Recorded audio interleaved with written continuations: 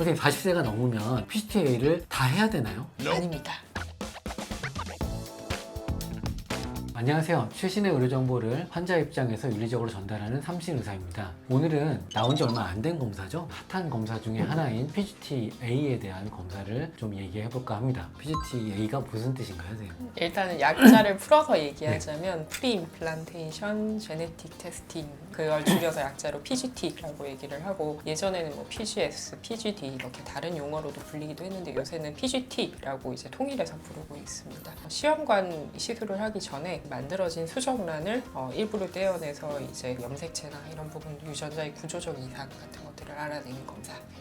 나온 지는 사실 2008년인가 7년 이 정도 됐었거든요. 그런데 예전에는 별로 관심이 없다가 요즘 높아지는 게 고령화되기도 하고, 예전에는 그냥 집어넣었단 말이죠. 좋은 수정란을 넣는데도 불구하고 착상이 안 되는 경우가 많았어요. 원인 불명이죠. 그래서 원인 불명에 대해서 어떻게 할까 고민하다가 착상 전에 이미 한번 유전자 검사를 해보자, 이런 뜻에서 시작이 됐죠. 선생님, 그 PGT-A를 꼭 이 사람은 해야 된다, 이런 경우가 있을까요? 나이 기준이 딱히 있는 건 아니지만 40세 이상이면 염색체 이상 비율이 좀 더 높아지니까 아무래도 좀 검사하시는 걸 권장드리고, 40세 이상에서 예를 들어 시험관 시술을 했는데 반복적으로 뭔가 성적이 좋지 않게 나온다, 즉 반복 착상 실패가 된다던가, 아니면 뭐 임신을 했는데 습관적으로 좀 유산이 된다던가, 다태 임신이나 이런 부분들을 좀 피해야 될 경우, 오히려 또 정자 상태가 너무 안 좋은 경우, 이 정도는 꼭 하시는 걸 권장드립니다. PGT를 하면 임신율이 올라간다고 돼 있는데요. 선생님, 그거 어떻게 생각하세요? 염색체 이상이나 이런 부분들로 생겼을 경우에는 아무래도 뭐 유산 가능성이나 이런 부분들이 좀 높아질 수 있으니까, 그런 부분들로 인한 임신율 향상은 조금 생각해 볼 수 있겠습니다. 어떻게 보면 당연한 얘기죠. 좋은 거를 넣었으니까 임신 확률이 당연히 올라가죠. 왜냐하면 이전에는 그런 검사를 한 적이 없었잖아요. 그런데 검사를 해서 안 될 것 같은 아이를 먼저 빼고 좋은 애들만 넣으니까 임신 확률은 당연히 올라가는 경우가 생길 것 같아요.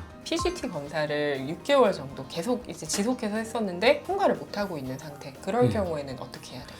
실제로 보면 1년 동안 통과를 못하면서 이식을 한 번도 못 해보는 분들도 계세요. 이식을 못하는 조급함도 있지만 내가 왜 꼭 이걸 해야 되는지에 대한 아는 게 중요한 것 같아요. 꼭 다태 임신을 피하거나 꼭 해야 되는 일이 있다고 하면 이거는 통과할 때까지 기다리는 방법도 있고요. 또 하나는 PGT-A 자체 검사가 5일 배아잖아요. 통과를 못했다는 건 좋은 5일 배아가 많이 못 나왔다는 거기 때문에 그 전에 좋은 3일 배아를 넣는 것도 하나의 대안일 수 있는 것 같아요. 1년 이상 안 됐다는 거는 그만큼 난소 기능도 약했다는 거기 때문에 그냥 하염없이 기다리는 것보다는 3일 배아라도 이식을 좋은 상태에서 해보는 걸 권장드리고 있어요. 그 다음에 PGT 검사가 3가지 종류 있는 걸로 돼 있어요, 선생님. PGT-A, 뭐 PGT-M, PGT-SR. 이게 뭐가 다른 건가요? 가장 많이들 하시는 검사는 PGT-A라고 하는 검사고요. 배아에 23쌍의 염색체가 있는데 그 염색체의 어떤 수적, 구조적 이상을 그냥 눈에 보이는 어떤 이상을 감별해내는 것입니다. 그래서 부모의 염색체 검사나 이런 부분들이 선행되지 않더라도 일단 그런 검사들은 아까 말씀드린 어떤 권장사항에 해당할 경우에 해볼 수가 있고, 그리고 PGT-SR, PGT-M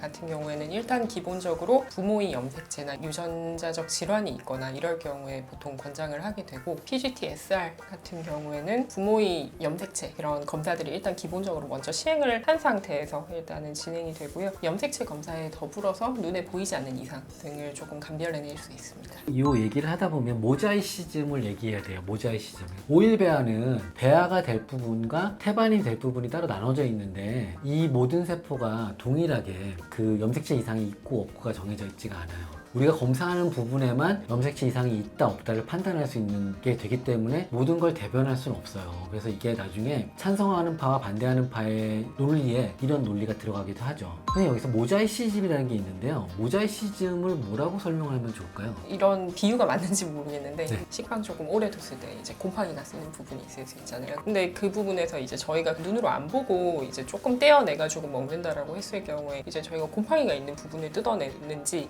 뜯어냈다라고 해가지고 이 식빵이 다 곰팡이가 쓴 식빵이냐? 그건 아닐 수 있다는 거죠. 그렇게 약간 일부의 어떤 이상이 있거나 이런 부분들을 뭔가 모자이시즘이라고 할 수 있을 것 같은데, 그 모자이시즘을 다시 정리하면 균일하지 않다는 거죠. 선생님 그쵸. 말씀대로. 예. 네. 모자이크 이런 것처럼 그 균일하지 않으니까 그게 PGT-A를 다 대변할 수 없다. 그래서 PGT-A를 검사를 했을 때 실제로 통과가 되는 게 정상이 있고 모자이시즘이 20%다, 30%다, 50%다 이렇게 있어요. 50% 이상은 절대로 이식을 하지 않는 않지만 모자에 시즘이 약간 있는 정도, 아까 그 식빵에 요만큼만 묻은 정도는 이식을 해도 정상 배아로 잘 출산하는 경우도 꽤 많이 있어요. 지금 찬성하는 쪽은 어떤 근거로 PGT-A를 더 찬성을 할까요? 반복적으로 뭐 시험관을 했을 때 좋은 결과가 나오지 않는다라고 하면 오일 배아나 이런 부분들을 통해서 PGT를 하는 것 자체가 임신율에 어느 정도 향상을 가져왔다라는 결과도 있고. 그렇죠. 네. 마치 어디 가는데 조금 더 좋은 무기를 하나 들고 가는 느낌. 그렇죠. 예. 뭐 있는데 굳이 안 할 이유는 없으니까. 그래서 PGT-A를 찬성하는 거는 이제 피할 수 있었던 유산을 피해갈 수 있다. 착상 전 단계에서. 그런 게 하나 있고, 난임의사 입장에서는 제일 좋은 배아를 넣었어요. 선생님, 오일 배아를. 그런데도 계속 착상이 안 될 때 이 검사를 하면 유전자 때문이에요. 이렇게 말할 수 있는 약간 그런 것도 생기는 것 같아요. 또 병원 전체 임신율을 볼 때도 PGT-A 검사를 해서 하면 당연히 임신율이 좀 더 올라가겠죠. 안 좋아서 피할 수 있는 애들이 피할 수 있으니까. 그러면 이제 PGT라는 그 검사를 반대하는 입장은 뭘까요? 아이가 되는 부분이 있고 태반이 되는 부분이 있는데, 이 태반이 되는 부분을 가지고 검사를 한다고 해서 아이가 되는 부분에 이상이 있는 걸 다 볼 수가 없다는 게 하나고요. 크게 문제가 없다고 하긴 하지만 아무래도 배아를 자극을 하는 거긴 하잖아요. 아무래도 자극을 주기 때문에 그것도 영향이 있을 수 있다, 이런 게 있고, 꼭 PGT-A를 고집해서 아까 말씀드렸듯이 5일 배아까지 꼭 가려고 해서 3일 배아에서 좋은 애들이 5일 배아를 못 넘었을 때, 걔네들이 만약에 자궁안에 이식이 됐을 때 정상으로 잘 임신할 수 있는 애들을 놓칠 수 있는 위험성도 있다. 반대하는 쪽은 아직은 그렇게 완벽하진 않다. 다운 증후군이 나오면 그 사람은 뭐 나이에 상관없이 PGT-A나 시험관 하기를 해야 될까요? 이전 뭐 기형아, 출산 과거력이나 이런 게 있을 때 물론 뭐 PGT를 고려해 볼 수는 있겠지만, 사실 뭐 다운 증후군인 아이를 한번 출산을 했다고 해서 뭐 둘째나 셋째도 다운 증후군이 나오느냐, 그렇진 않기 때문에 필수적으로 이걸 하셔야 되는 그런 상태는 아닐 것 같습니다. 그냥 이런 검사 자체가 있기는 한 거니까 본인의 어떤 불안감, 그런 부분들을 해소하는 차원에서 진행해 볼 수는 있겠습니다. 아까 말씀드렸던 꼭 해야 되는 상황이 아니면 시험관 하기 과정에서 내가 그 고위험군에 들어갈 때만 하는 걸 조금 더 권장드리는 게 맞는 것 같아요. 비용적인 문제나 뭐 다른 여러 가지 문제 때문에 PGT까지는 다음에 좀 원한다. 그래서 PGT를 하기 전에 뭐 다른 거를 해볼 수 있는 그런 검사들을 해볼 수 있는 게 뭐가 있냐라고 물어보신다면 원장님 뭐라고 대답하시나요?